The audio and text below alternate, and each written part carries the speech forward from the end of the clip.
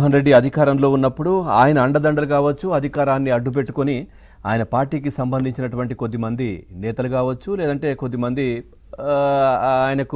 ఆయనను అభిమానించే వాళ్ళు కావచ్చు, జగన్మోహన్ రెడ్డిని ఇష్టానుసారంగా అప్పటి ప్రతిపక్ష పార్టీలో ఉన్నటువంటి నేతలు, ముఖ్యంగా చంద్రబాబు నాయుడు గారు కావచ్చు, అప్పుడు తర్వాత పవన్ కళ్యాణ్, లోకేష్, ఆ విధంగా ఎవరు ప్రశ్నించినా కానీ వాళ్ళని ఇష్టానుసారంగా బూతులు తిట్టడం, తర్వాత నిజంగా చెప్పాలంటే ఆ ఇళ్లలోకి వెళ్ళి జగన్మోహన్ రెడ్డి అనుమతిస్తే చంపేస్తాము అనే విధంగా కూడా వాళ్ళు మాట్లాడినటువంటి పరిస్థితులు కనిపించాయి.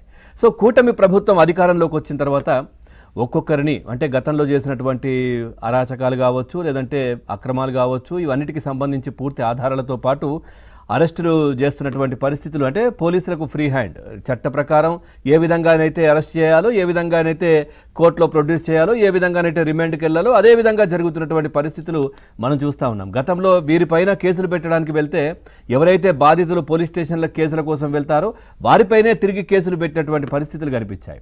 అట్లాగే పూర్తిగా అచ్చెన్నాయుడు గారు కావచ్చు, లేదంటే చంద్రబాబు నాయుడు గారు కావచ్చు, వీళ్ళకి అందరికీ సంబంధించినటువంటి కేసుల్లో ఎట్లాంటి ఆధారాలు లేకుండా, ఎట్లాంటి దానికి సంబంధించినటువంటి అరెస్ట్ వారెంట్లు లేకుండా కూడా వాళ్ళను అదుపులోకి తీసుకొని రిమాండ్లకు పంపించినటువంటి సంఘటనలు కనిపించాయి. కానీ ఇప్పుడు పూర్తి ఆధారాలతో పాటు పోలీసులు అరెస్ట్ చేస్తూ ఉన్నారు.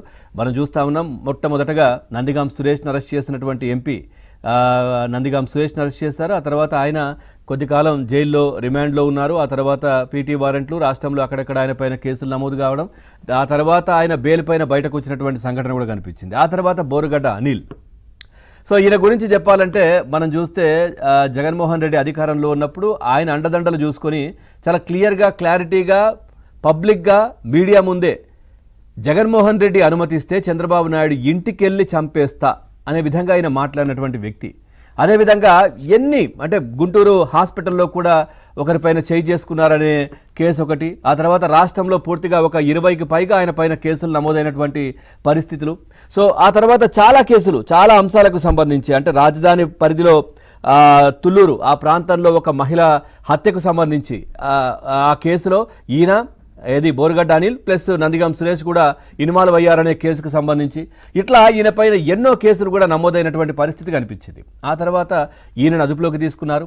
సో అదుపులోకి తీసుకుని ఆ తర్వాత కొద్ది రోజులు, దాదాపుగా అక్టోబర్ 16, 2024 5 నెలల పాటు ఆయన జైల్లో ఉన్నటువంటి పరిస్థితి. ఆ తర్వాత మనం చూస్తే ఈయన అంటే ఫిబ్రవరి 14 మళ్ళీ హైకోర్టు ఈయనకు మధ్యంతర బెయిల్ కూడా ఇచ్చినటువంటి పరిస్థితి కనిపించింది. తన తల్లి ఆరోగ్యం బాగోలేదు, సో దానికి సంబంధించి ట్రీట్మెంట్ చేయించుకోవాలి అని ఈయన ఏదైతే కోర్టును అడగడం, ఆ తర్వాత ఆయనకు 10 రోజుల పాటు కోర్టు వ్యవధి, అంటే 14 నాడు బెయిల్ ఇచ్చేస్తే 28 వరకు ఆయనకు వెసులుబాటు కల్పించినటువంటి పరిస్థితి. సో ఆ తర్వాత వచ్చి మళ్ళీ కోర్టు కూడా మా తల్లి ఆరోగ్యం మళ్ళీ బాగోలేదు, నేను ఖచ్చితంగా వెళ్ళి ఇటు చెన్నైలోని అపోలో హాస్పిటల్లో చికిత్స చేయించాలని చెప్పేసి మళ్ళీ పెట్టుకోవడం, ఆ తర్వాత గుంటూరుకు సంబంధించినటువంటి లలిత హాస్పిటల్, సూపర్ స్పెషాలిటీ హాస్పిటల్ నుంచి వాళ్ళ తల్లిగారికి సంబంధించినటువంటి ఆరోగ్యానికి సంబంధించినటువంటి ఒక లెటర్ కావచ్చు, వాళ్ళు సర్టిఫికేట్ కావచ్చు, దానికి సంబంధించి తీసుకొని వచ్చి కోర్టులో ప్రొడ్యూస్ చేయడం, ఆ తర్వాత కోర్టు బెయిల్ ఇవ్వడం, బయటకు రావడం జరిగిపోయింది. తర్వాత ఇంత జరుగుతున్నా కానీ దీనికి సంబంధించి ఎక్కడ మీడియాకి కానీ, ప్రభుత్వానికి కానీ, లేదంటే ఎక్కడెక్కడైతే ఈయన పైన కేసులు నమోదయ్యాయో వాళ్ళకి ఖచ్చితంగా ఈ విషయం తెలియాలి. ఆ పోలీస్ స్టేషన్లో ఈయనను బయటకు పంపిస్తున్నామన్న విషయం తెలియాలి. అట్లాగే జైలు సూపరింటెండెంట్ కూడా ఈ విషయం తెలియదు అనే విషయం అయితే తెలుస్తూ ఉంది. సో ఖచ్చితంగా జైలు అధికారికి కూడా దీనికి సంబంధించి కూడా తెలియాల్సినటువంటి అవసరం ఉంది. మరి ఎంత ఈజీగా ఎట్లా వదిలేశారు?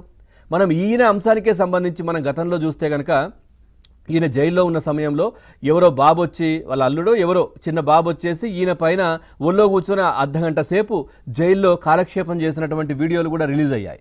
ఆ తర్వాత ఈయన కోర్టుకు ప్రొడ్యూస్ చేసే సమయంలో కూడా మధ్యలో బిర్యానీ కావాలంటే హోటల్కి తీసుకెళ్లి బిర్యానీ తినిపించినటువంటి పరిస్థితి. ఏంటి అసలు పోలీసులు మరి ఎందుకు ఇంత ఉదాసీనంగా, ఎందుకు ఆయన కోసం పనిచేస్తున్నటువంటి పరిస్థితులు? గతంలో కూడా చాలా కంప్లైంట్లు కావచ్చు, ఆరోపణలు కూడా వచ్చాయి. ఈయన జైల్లో ఉన్న సమయంలో కూడా కొద్దిమంది అధికారులకు డబ్బులు ముట్టాయి, సో ఈయనకు అందుకే ఆ విధంగా రాచ మర్యాదలు చేస్తూ ఉన్నారు అనే మాటలు కూడా వినిపించాయి. సో ఏంటిది, ఎందుకు జరుగుతోంది? ఇంకా జగన్మోహన్ రెడ్డికి సంబంధించినటువంటి అనుయాయులు కావచ్చు, ఆయన కోసం పనిచేస్తున్న యంత్రాంగం అక్కడక్కడ ఉండడం వల్లే ఈ విధంగా జరుగుతుందనే మాటలు కూడా వినిపిస్తూ ఉన్నాయి. ఇంకోటి మొన్నటిగా మనం చూసాం, వంశీకి సంబంధించి ఏదైతే సత్యవర్ధన్ కిడ్నాప్ అంశానికి సంబంధించి అంటే టీడీపీ కార్యాలయం పైన దాడి, దాంట్లో సత్యవర్ధన్ కంప్లైంట్ చేయడం, సో ఆయనను వంశీ అనుచరులు కిడ్నాప్ చేయడం, ఆయనను చంపేస్తామని బెదిరించడం, సో ఆయన ఏదైతే కంప్లైంట్ చేశారో దాన్ని విత్డ్రా చేసుకునే విధంగా చేయడం, ఈ ఎపిసోడ్ అంతా కూడా మనం చూసాం. దీనికి సంబంధించి వంశీ కూడా ఇప్పుడు ఊచలు లెక్క పెడుతున్నటువంటి పరిస్థితి కనిపిస్తూ ఉంది. అంటే వంశీ గోటితో పోయేదాన్ని గొడ్డల దాకా తెచ్చుకొని అంతకుముందు ఆయనకు టీడీపీ కార్యాలయం పైన దాడి కేసుకు సంబంధించి ఆయన ఎక్కడో ఉన్నారు, A28 A30 ఎక్కడో ఉంది ఆయన పేరు. సో ఇప్పుడు ఈ అంశానికి సంబంధించి అంటే గోటితో పోయేదాన్ని గొడ్డల దాకా ఎందుకు తెచ్చుకున్నారనేది ఇది. అసలు ప్రధానంగా దాంట్లో అరెస్ట్ అవ్వలేదు ఆయన. సో ఈయనని కిడ్నాప్ చేయడం, బెదిరించడం, దీనికి సంబంధించి అరెస్ట్ అయ్యారు. A1గా ఇప్పుడు జైల్లో ఉన్న పరిస్థితి. ఇప్పుడు బోరుగడ్డ అనిల్కు సంబంధించి కూడా మనం చూస్తే ఆయన కోర్టును మోసం చేయడం, పోలీసు యంత్రాంగాన్ని మోసం చేయడం, అదేవిధంగా ఏదైతే ఆయన హాస్పిటల్ నుంచి ఫేక్ సర్టిఫికేట్ కావచ్చు, లేదంటే ఫోర్జరీ చేసినటువంటి సర్టిఫికేట్ అంశాలకు సంబంధించి, సో ఈ అంశాలు చాలా క్రిటికల్గా దీనికి సంబంధించినటువంటి కేసు ఇప్పుడు మళ్ళీ నమోదయ్యే పరిస్థితి కనిపిస్తోంది. మరి ఈ నెల 11వ తారీఖున ఆయన మళ్ళీ కోర్టుకు ఏదైతే జైల్లో, రాజమండ్రి జైల్లో కూడా మళ్ళీ లొంగిపోవాలి. మరి వస్తారా రారా? ఆయన ఫోన్ మాత్రం స్విచ్ ఆఫ్ ఉన్నటువంటి పరిస్థితి కనిపిస్తోంది. ఇప్పుడే ఒక బ్రేకింగ్ ఏంటంటే అనంతపురం పోలీసులు కూడా ఆయన బెయిల్ రద్దు చేయాలంటూ కూడా కోర్టుకు వెళ్ళినటువంటి పరిస్థితి కనిపిస్తోంది. మరి ఏం జరగబోతోంది? ఈయన ఫోన్ అయితే ప్రస్తుతం స్విచ్ ఆఫ్లో ఉంది. మరి నిజంగా ఆయన తల్లిగారికి సంబంధించి ఆరోగ్యం బాగోలేదా? మరి ఏంటి పోలీసులు ఒకవేళ ఈ సర్టిఫికేట్ ఇచ్చినప్పుడు, సో రిలీజ్ చేస్తున్న సమయంలో, బెయిల్ ఇస్తున్న సమయంలో కోర్టు అనుకుంటుంది, సో పోలీసులు అంతా ఎంక్వైరీ చేశారు, అన్ని చూశారు, కరెక్టే కావచ్చు అనుకొని కోర్టు ఇచ్చి ఉండొచ్చు. సో మరి పోలీసులు కూడా ఇది నిజమేనా, ఈయన సర్టిఫికేట్ తెచ్చారు, మరి నిజంగానే వాళ్ళ తల్లిగారికి బాగోలేదా, లేదంటే హాస్పిటల్కి వెళ్ళి మాట్లాడి సో ఏంటి ఈ సర్టిఫికేట్ సంబంధించి అని చూపించే ప్రయత్నము ఎందుకు చేయలేదు? ఎందుకు ఈ విధంగా ఇంకా యంత్రాంగం కూడా ఆ విధంగా వాళ్ళకే సపోర్ట్ చేస్తూ పనిచేస్తోందనే విమర్శలు కూడా వస్తున్న పరిస్థితి. ఎందుకంటే క్లారిటీగా కనిపిస్తోంది, క్లియర్గా జైలు అధికారులకు విషయం తెలియాలి, ఆ తర్వాత ఎక్కడెక్కడైతే కేసులు ఉన్నాయో వాళ్లకు ఈయన రిలీజ్ అవుతున్న విషయం తెలియాలి, ఆ తర్వాత ప్రభుత్వానికి కూడా ఈయన రిలీజ్ చేస్తున్న విషయం తెలియాలి. ఎందుకంటే చాలా పెద్ద నిందితుడు, ఒక రౌడీ షీట్ నమోదైనటువంటి వ్యక్తి ఈ విధంగా ఎట్లా రిలీజ్ చేస్తారు అనేది కూడా ఒక ప్రశ్న ఉత్పన్నం అవుతా ఉంది.